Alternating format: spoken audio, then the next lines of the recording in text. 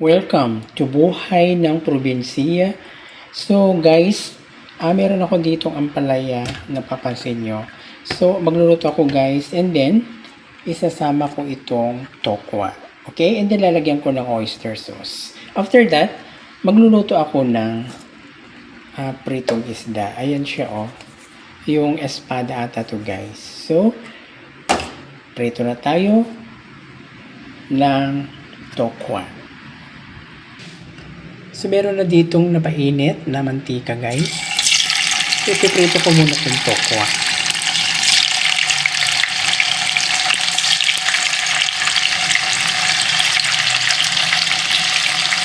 Ito ay classic lang na ulam, guys. Ayan. So, habang piniprito natin, hiwain natin yung ampalaya. Guys, nahiwa ko yung ampalaya. So, ito lalagyan ko ng asin. And then, konting lamas lang guys. Pero wag todong lamas ha, hanggat maalis yung tawag nito, yung parang tubig-tubig, wag. Kasi nandun pa rin yung benefits nyo guys. Para hindi maalis yung benefits ng ampalaya. Alam nyo na, ampalaya napaka-healthy yan. Nakakatulong ito sa mga may, lalo sa mga may diabetes. And then, ganyan lang guys. Yan. And then, lalagyan natin ng tubig.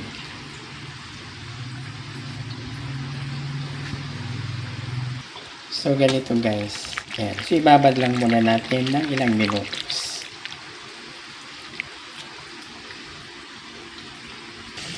So, babalik na rin natin ang ating prinitong tokwa.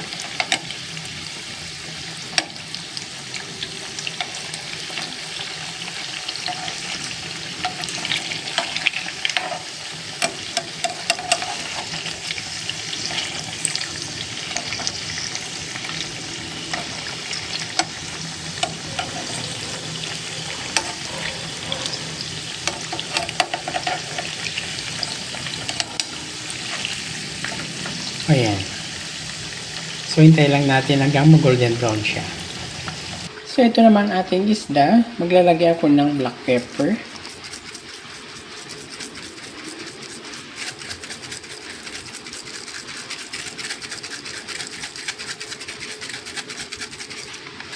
And then salt.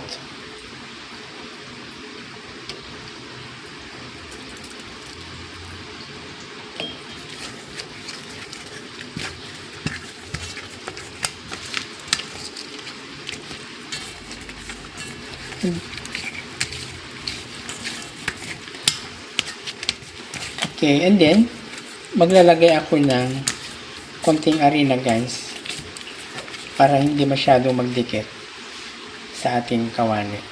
Actually, sticky pan naman yung aking pagpiprituan non-stick. So now, maglalagay ako ng flour para dito natin i-didip mamaya and then i-fry natin. So, mga 2 tablespoon. And then, lalagyan ko siya ng 1 teaspoon na cornstarch. And then, i-mix natin. Para yung isda guys, magiging crispy rin siya. And maglalagay ako ng konting seasoning.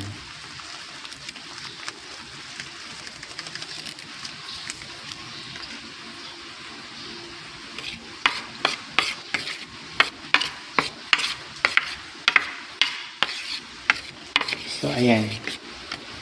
Very simple lang guys. This is a classic menu or dishes. Now, luto ng ating tokwa guys. Yan. So, iset aside muna natin.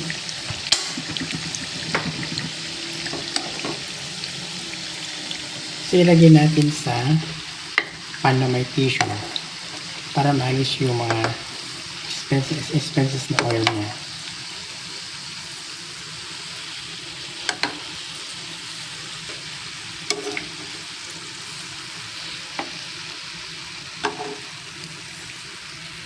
Okay, so alamigin muna natin, then i-slice natin mamaya. So, Magprito na tayo sa ganito guys. Ididip lang natin. Yan.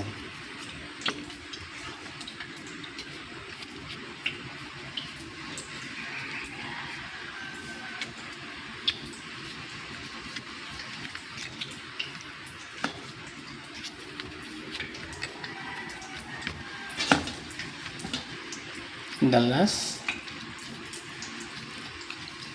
Okay. So, this same pan, siyempre nagpirituhan natin kanina ng tokwa, dito natin ipiprito guys.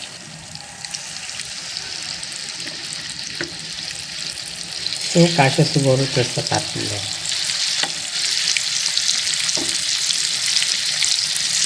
Ayan. Okay, so habang piniprito natin yung isda, ay igigisa naman natin yung ampalaya. Okay, so meron ako ditong garlic, sibuyas, and gagamit tayo ng pork cube guys. Ito yung ihalo natin sa ampalaya, and then oyster sauce at saka black pepper. Okay?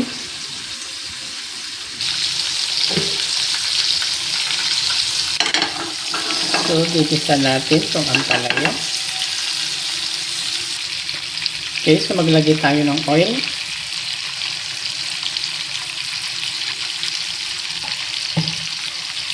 And then, ilalagay na natin itong onions.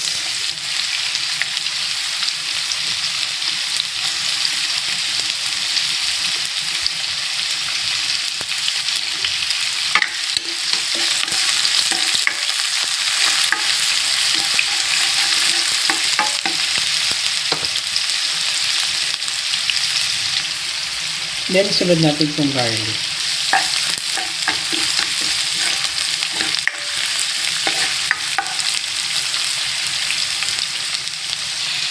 Then, lagyan na natin itong ating ampalaya kanina. Ayun guys, siniris ko na yung tubig niya.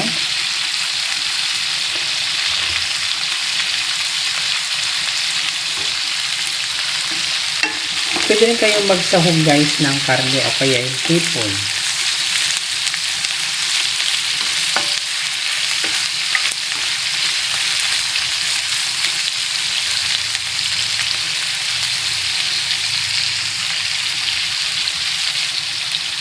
Maglagay tayo ng black pepper.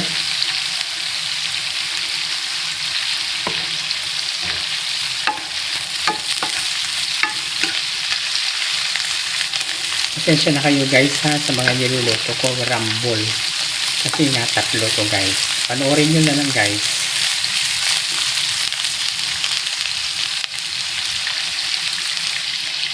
So maglalagay ako ng konting tubig para may sauce siya guys. And then, maglalagay muna ako ng kalahati na broth cubes, yung pork cubes. Kalahati lang muna guys. Ang nilagay ko kasi nga, lalagyan pa natin ng oyster sauce. Kasi yung oyster sauce, may medyo maalat din guys. Now, maglalagay tayo ng oyster sauce.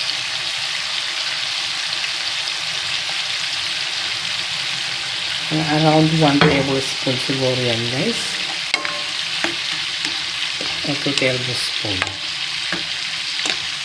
Basta control nyo lang guys yung alat. Okay?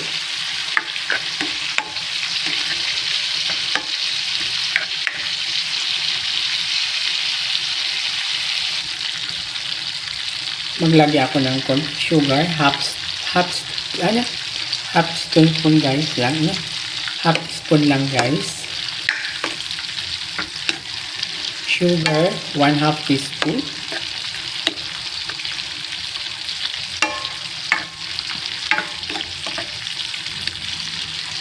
Okay, so ganyan guys.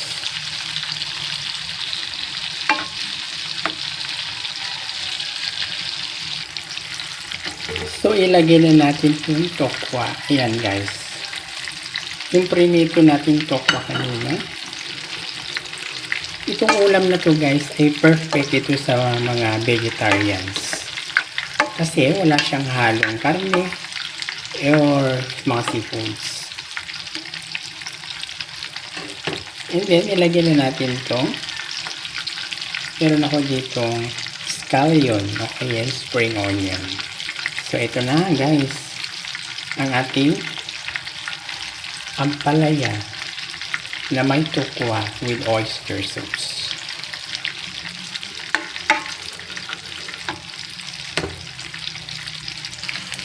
So, ito na rin guys yung ating isda. Ayan.